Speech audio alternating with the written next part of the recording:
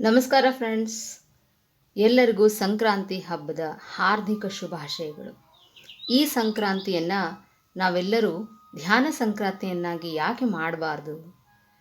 ಸೂರ್ಯನು ಮಕರ ಸಂಕ್ರಮಣದಿಂದ ತನ್ನ ಮಾರ್ಗ ಬದಲಾಯಿಸಿ ಉತ್ತರ ದಿಕ್ಕಿನ ಕಡೆಗೆ ಚಲಿಸ್ತಾನೆ.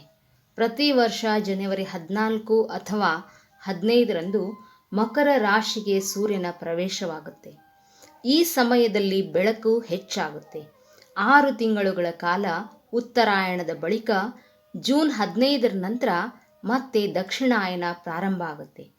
ಸೂರ್ಯನು ಒಂದು ರಾಶಿಯಿಂದ ಮತ್ತೊಂದು ರಾಶಿಗೆ ಪ್ರವೇಶಿಸುವ ಸಂಕ್ರಮಣ ಕಾಲವನ್ನು ಪುಣ್ಯಪ್ರದ ಅಂತ ನಂಬಿಕೆಯನ್ನು ನಾವೆಲ್ಲರೂ ಪ್ರಾಚೀನ ಕಾಲದಿಂದಲೇ ಹೊಂದಿದ್ದೀವಿ.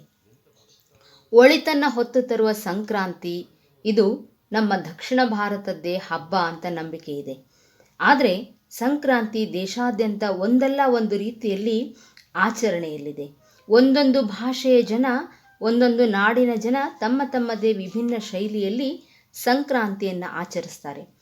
ನಮ್ಮ ನಾಡಿನಲ್ಲಿ ಸುಗ್ಗಿ ಸಂಭ್ರಮದ ಸಲುವಾಗಿ ಎಳ್ಳು ಬೆಲ್ಲವನ್ನು ಹಂಚುವುದು, ದೇವಸ್ಥಾನಗಳಿಗೆ ಭೇಟಿ ನೀಡುವುದು, ಎತ್ತುಗಳಿಗೆ ಕಿಚ್ಚು ಹಾಯಿಸುವುದರ ಮೂಲಕ ಆಚರಣೆ ಜಾರಿಯಲ್ಲಿದೆ. ಗುಜರಾತ್ನಲ್ಲಿ ಉತ್ತರಾಯಣ ಗಾಳಿಪಟ ಉತ್ಸವವನ್ನಾಗಿ ಆಚರಿಸ್ತಾರೆ. ತಮಿಳುನಾಡಿನಲ್ಲಿ ಪೊಂಗಲ್ ಹಬ್ಬ ಮಾಡ್ತಾರೆ.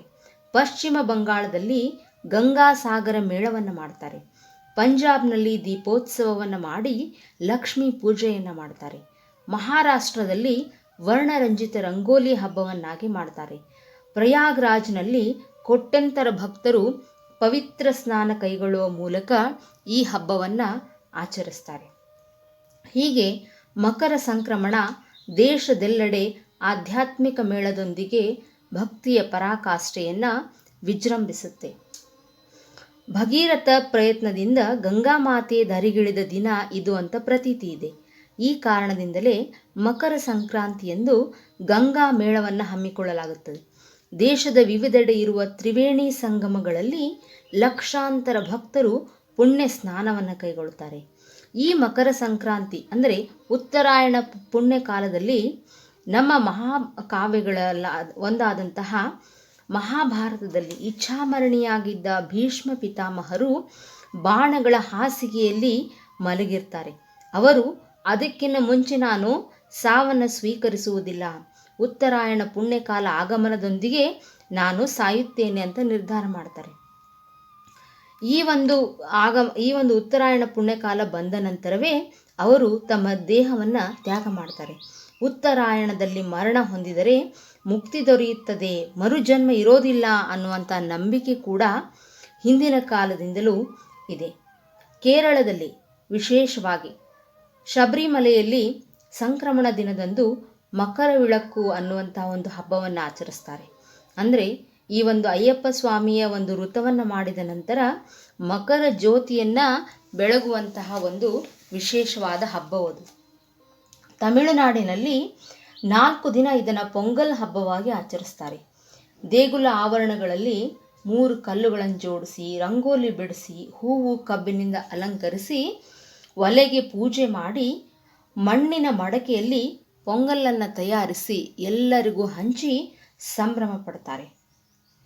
ಆಂಧ್ರ ಪ್ರದೇಶದಲ್ಲಿ ಭೋಗಿ ಹಬ್ಬದೊಂದಿಗೆ ಸಂಕ್ರಾಂತಿ ಹಬ್ಬ ಆರಂಭಗೊಳ್ಳುತ್ತೆ. ಒಂದು ಕಡೆ ರಾಶಿ ಒಣಗಿದ ಕಟ್ಟಿಗೆಗಳನ್ನು ಒಟ್ಟುಗೂಡಿಸಿ ಅವರು ಅಗ್ನಿಸ್ಪರ್ಶ ಮಾಡಿ ಅದರ ಸುತ್ತ ಹಾಡ್ತಾ ಕುಣಿತಾ ದುಷ್ಟ ಶಕ್ತಿಗಳೆಲ್ಲ ಸುಟ್ಟು ಬೂದಿಯಾಗಲಿ, ಹೊಸತು ಮತ್ತು ಒಳ್ಳೆಯದರ ಆರಂಭವಾಗಲಿ ಅಂತ ಸಂಕಲ್ಪವನ್ನು ಮಾಡಿಕೊಳ್ತಾ ಈ ಹಬ್ಬವನ್ನು ಆಚರಿಸ್ತಾರೆ. ಪಂಜಾಬ್ನಲ್ಲಿ ಕೂಡ ಇದು ಸುಗ್ಗಿಯ ಕಾಲ. ರೈತರು ಈ ಸಂಕ್ರಾಂತಿಯಂದು ಅಗ್ನಿ ದೇವರನ್ನು ಪ್ರಾರ್ಥನೆ ಮಾಡಿ ಮುಂದಿನ ವರ್ಷ ನಮ್ಮ ಜಮೀನಿನಲ್ಲಿ ಸಮೃದ್ಧ ಬೆಳೆ ಬೆಳೆಯಲಿ ಅಂತ ಬೇಡಿಕೊಂಡು ಭಾಂಗ್ರಾ ಅನ್ನೋ ಜಾನಪದ ನೃತ್ಯವನ್ನು ಹಾಡ್ತಾ ಕುಣಿತಾ ಈ ಹಬ್ಬವನ್ನು ಅವರು ಆಚರಣೆ ಮಾಡ್ತಾರೆ. ಉತ್ತರ ಪ್ರದೇಶದಲ್ಲಿ ಸಂಕ್ರಾಂತಿಯನ್ನು ಖಿಚಡಿ ಪರ್ವ ಅಂತ ಆಚರಣೆ ಮಾಡ್ತಾರೆ. ಅಕ್ಕಿ ಮತ್ತು ಬೇಳೆಯನ್ನು ಬೇಯಿಸಿ ತಯಾರಿಸಿದ ಖಿಚಡಿಯಿಂದ ಈ ಹಬ್ಬವನ್ನು ಸಂಪ್ರದಾಯದಂತೆ ಆಚರಿಸ್ತಾರೆ. ಶಿವನ ಅವತಾರ ಅಂತ ಪರಿಗಣಿಸಲಾದಂತಹ ಬಾಬಾ ಗೋರಖ್ನಾಥ್ ಖಿಲ್ಜಿ ಆಕ್ರಮಣದ ಸಮಯದಲ್ಲಿ ಅಕ್ಕಿ ಬೇಳೆ ತರಕಾರಿಗಳನ್ನು ಸೇರಿಸಿ ಕಿಚಡಿ ಮಾಡಿ ಜನರಿಗೆ ಹಂಚಿದ್ರಂತೆ. ಹಾಗಾಗಿ ಆ ಪದ್ಧತಿ ಇನ್ನೂ ರೂಢಿಯಲ್ಲಿದೆ. ಗಂಗಾ ನದಿಯಂತಹ ನದಿಗಳಲ್ಲಿ ಪವಿತ್ರ ಸ್ನಾನ ಮಾಡುವುದು, ಗಾಳಿಪಟ ಹಾರಿಸುವುದು, ದೀಪೋತ್ಸವ ಮಾಡುವುದು, ಸೂರ್ಯನಿಗೆ ಅರ್ಘ್ಯವನ್ನು ಅರ್ಪಣೆ ಮಾಡುವುದು ಉತ್ತರ ಪ್ರದೇಶದಲ್ಲಿ ಪ್ರತೀತಿ ಇದೆ. ಸಂಕ್ರಮಣದಂದು ಸೂರ್ಯನ ರಶ್ಮಿಯು ನೀರಿನಲ್ಲಿ ಬೆರೆಯುವುದರಿಂದ ನೀರು ಶುದ್ಧವಾಗುತ್ತದೆ ಅನ್ನುವ ನಂಬಿಕೆಯಿಂದ ನದಿ ತಟಗಳಲ್ಲಿ ಪುಣ್ಯ ಸ್ನಾನ ಮಾಡುವುದರಿಂದ ಹಲವಾರು ಕಾಯಿಲೆಗಳು ಗುಣವಾಗುತ್ತವೆ. ಬ್ರಾಹ್ಮಿ ಮುಹೂರ್ತದಲ್ಲಿ ಪುಣ್ಯ ಸ್ನಾನ ಮಾಡುವುದು ಪುಣ್ಯಪ್ರದ ಅಂತ ಹೇಳಿ ಈ ಮಾಘ ಮಾಸದಲ್ಲಿ ಪುಣ್ಯ ಸ್ನಾನವನ್ನು ಮಾಡ್ತಾರೆ. ಪುಣ್ಯ ಹುಣ್ಣಿಮೆಯಿಂದ ಮುಂದಿನ ಮಾಘ ಹುಣ್ಣಿಮೆಯವರೆಗೂ ಮಾಘ ಸ್ನಾನ ಇರುತ್ತದೆ. ಇದೇ ಅವಧಿಯಲ್ಲಿ ಎಲ್ಲ ಕಡೆ ಕುಂಭಮೇಳಗಳು ನಡೆಯುತ್ತವೆ. ಲಕ್ಷಾಂತರ ಭಕ್ತರು ಪುಣ್ಯ ಸ್ನಾನವನ್ನು ಕೈಗೊಳ್ತಾರೆ. ಮಕರ ಸಂಕ್ರಮಣದಂದು ಮಾಡಿದ ಪುಣ್ಯ ಸ್ನಾನ ಮೋಕ್ಷ ಸಾಧನೆಗೆ ಸಾಧನ ಅನ್ನುವಂತಹ ನಂಬಿಕೆ ಕೂಡ ಇದೆ. ಗುಜರಾತ್ನಲ್ಲಿ ಆಗಸವೆಲ್ಲ ಬಣ್ಣ ಬಣ್ಣಗಳ ಗಾಳಿಪಟದಿಂದ ಕಂಗೊಳಿಸ್ತಾ ಇರುತ್ತೆ. ಯಾಕಂದರೆ ಅಲ್ಲಿ 2 ದಿನ ಅಂತಾರಾಷ್ಟ್ರೀಯ ಗಾಳಿಪಟ ಉತ್ಸವವನ್ನು ಉತ್ತರಾಯಣದ ಪ್ರಮುಖ ದಿನವಾದ ಇಂದಿನಿಂದ ಪ್ರಾರಂಭ ಮಾಡ್ತಾರೆ. ಬಿಹು ಅಸ್ಸಾಂನ ಒಂದು ಅತಿ ದೊಡ್ಡ ಹಬ್ಬಗಳಲ್ಲಿ ಒಂದು. ಅದು ಸಂಕ್ರಾಂತಿಯ ರೀತಿಯಲ್ಲಿಯೇ ಆಚರಣೆಗೊಳ್ಳುತ್ತೆ. ಬಂಧು ಬಾಂಧವರೆಲ್ಲರೂ ಸೇರಿ ವಿಶೇಷವಾಗಿ ಹುಲ್ಲು, ಒಣ ಎಲೆಗಳು ಮತ್ತು ಬಿದಿರುಗಳಿಂದ ಪುಟ್ಟ ಪುಟ್ಟ ಗುಡಿಸಲುಗಳನ್ನು ನಿರ್ಮಿಸ್ತಾರೆ. ರಾತ್ರಿ ಹೊತ್ತು ಜನ ಈ ತಾತ್ಕಾಲಿಕ ಗುಡಿಸಲುಗಳ ಸುತ್ತಲೂ ಒಟ್ಟುಗೂಡ್ತಾರೆ ಮತ್ತು ವಾದ್ಯಗಳೊಂದಿಗೆ ಭಕ್ತಿಗೀತೆಗಳನ್ನು ಹಾಡ್ತಾ ಮರುದಿನ ಬೆಳಗ್ಗೆ ಸ್ನಾನಾದಿಗಳನ್ನು ಮಾಡಿದ ನಂತರ ಆ ತಾತ್ಕಾಲಿಕ ಗುಡಿಸಲುಗಳನ್ನು ಸುಟ್ಟು ಬೂದಿ ಮಾಡ್ತಾರೆ. ಈ ಬೂದಿಯನ್ನು ಮಣ್ಣಿನ ಫಲವತ್ತತೆಯನ್ನು ಹೆಚ್ಚಿಸುವ ಸಲುವಾಗಿ ಹಣ್ಣಿನ ಮರಗಳ ಬುಡಕ್ಕೆ ಹಾಕ್ತಾರೆ. ಪ್ರಕೃತಿಗೆ ಕೃತಜ್ಞತೆ ಸಲ್ಲಿಸುವ ಸಲುವಾಗಿ ಎಲ್ಲರೊಂದಿಗೆ ಬಾಂಧವ್ಯ ಬೆಸೆಯುವ ಹಾಗೂ ಅಸ್ಸಾಂನ ಸಂಸ್ಕೃತಿಯನ್ನು ಜೀವಂತವಾಗಿಡುವ ಉದ್ದೇಶದಿಂದ ಸಾಂಸ್ಕೃತಿಕ ಕಾರ್ಯಕ್ರಮಗಳನ್ನು ಹಮ್ಮಿಕೊಳ್ತಾರೆ. ಹೀಗೆ ದೇಶದೆಲ್ಲೆಡೆ ಒಂದಲ್ಲ ಒಂದು ರೀತಿಯಲ್ಲಿ ಸಂಕ್ರಾಂತಿ ಹಬ್ಬವು ಆಚರಿಸಲ್ಪಡುತ್ತದೆ. ನಾವು ಈ ಸಂಕ್ರಾಂತಿಯನ್ನು ಇನ್ನೂ ವಿಶೇಷವನ್ನಾಗಿ ಮಾಡುವಂತಹ ಪ್ರಯತ್ನವನ್ನು ಏಕೆ ಮಾಡಬಾರ್ದು? ಸೂರ್ಯ ತನ್ನ ಪಥವನ್ನು ಬದಲಾಯಿಸಿದ ಹಾಗೆ ನಮ್ಮ ಜೀವನ ಪಥ ಕೂಡ ಬದಲಾಯಿಸಿಕೊಳ್ಳುವಂತಹ ನಿರ್ಧಾರವನ್ನು ನಾವು ಮಾಡೋಣ. ನಾವು ಇದನ್ನು ಧ್ಯಾನ ಸಂಕ್ರಾಂತಿಯನ್ನಾಗಿ ಮಾಡೋಣ. ಹೇಗೆ ಅಂತೀರಾ? ಪ್ರತಿನಿತ್ಯ ತಪ್ಪದೇ ಧ್ಯಾನ ಮಾಡುವುದು, ಧ್ಯಾನ ಸಾಧನೆಯನ್ನು ನಿರಂತರವಾಗಿ ಕೈಗೊಳ್ಳುವುದು, ಜೊತೆಗೆ ಧ್ಯಾನ ಪ್ರಚಾರವನ್ನು ಪ್ರತಿನಿತ್ಯ ಮಾಡುವುದು ಮತ್ತು ಹೊಸ ಹೊಸ ವಿನೂತನ ಕಾರ್ಯಕ್ರಮಗಳನ್ನು ಹಮ್ಮಿಕೊಳ್ಳುವುದರ ಮೂಲಕ ವರ್ಷವಿಡೀ ಧ್ಯಾನ ಸಂಕ್ರಾಂತಿಯನ್ನು ಮಾಡುವಂತಹ ಸಂಕಲ್ಪವನ್ನು ನಾವು ಮಾಡಲೇಬೇಕು. ಏಕೆಂದರೆ ನಾನು ಮಾತ್ರ ಧ್ಯಾನ ಮಾಡಿದರೆ ಸಾಲದು. 4 ಗೋಡೆಗಳ ಮಧ್ಯೆ ನೀವು ಎಷ್ಟೇ ಕೂತು ಸಾಧನೆ ಮಾಡಿದರೂ ಅದು ಎಷ್ಟು ಮಾಡಿದರೂ ಕೂಡ ಕಡಿಮೆಯೇ. ಅದರ ಬದಲು ನೀವು ಜನರ ಸುತ್ತ ಬೆರೆತು ಸಾಮೂಹಿಕವಾಗಿ ಧ್ಯಾನ ಮಾಡುವುದು ಮತ್ತು ಧ್ಯಾನದ ಜ್ಞಾನವನ್ನು ಎಲ್ಲರಿಗೂ ಹರಡುವುದು ತುಂಬಾ ಅಗತ್ಯವಾಗಿದೆ ಫ್ರೆಂಡ್ಸ್.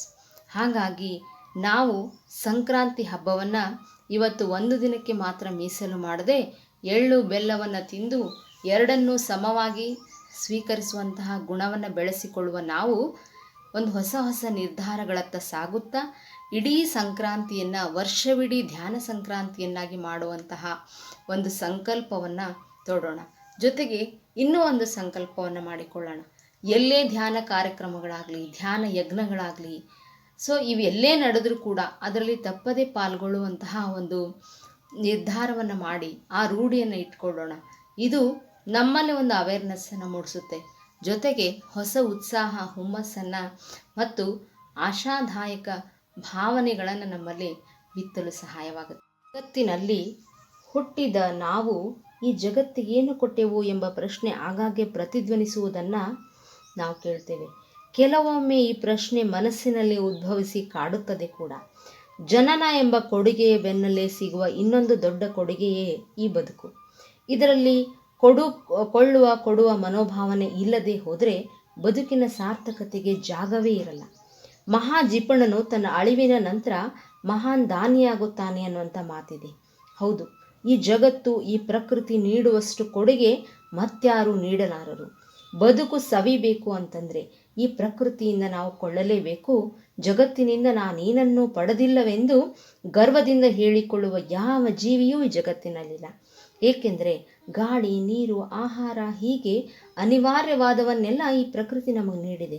ಹೀಗಾಗಿಯೇ ಪ್ರಕೃತಿಯಂಥ ಮಹಾದಾನಿ ಬೇರೊಬ್ಬರಿಲ್ಲ. ಕೊಡುವಿಕೆ ಮತ್ತು ಕೊಳ್ಳುವಿಕೆ ಒಂದೇ ನಾಣ್ಯದ ಎರಡು ಮುಖಗಳಿದ್ದಂತೆ. ಕೊಳ್ಳುವವನಿದ್ದರಷ್ಟೇ ಕೊಡುವವನು ಇರ್ತಾನೆ, ಕೊಡುವವನಿದ್ದರಷ್ಟೇ ಕೊಳ್ಳುವವನು ಇರ್ತಾನೆ. ಹೀಗೆ ಕೊಳ್ಳುವ ಪ್ರಕ್ರಿಯೆ ಇಲ್ಲ ಅಂದರೆ ಈ ಜಗತ್ತು ಇರಲಾರದು. ವ್ಯಾಪಾರ ಎಂಬುದರ ಸಾರವೇ ಕೊಡುವಿಕೆ ಮತ್ತು ಕೊಳ್ಳುವಿಕೆ. ನಾವು ಹಣ ನೀಡ್ತೇವೆ, ವ್ಯಾಪಾರಿ ಅದೇ ಮೌಲ್ಯದ ವಸ್ತು ಕೊಡ್ತಾನೆ. ಇಲ್ಲಿ ಇಬ್ಬರೂ ಕೊಟ್ಟವ ಮತ್ತು ಕೊಂಡವರಾಗ್ತಾರೆ. ಕೊಡುವಿಕೆ ಈ ಪ್ರಕ್ರಿಯೆಯಿಂದ ಸಹಕಾರವೆಂಬ ಕೂಸು ಜನ್ಮ ತಾಳುತ್ತದೆ.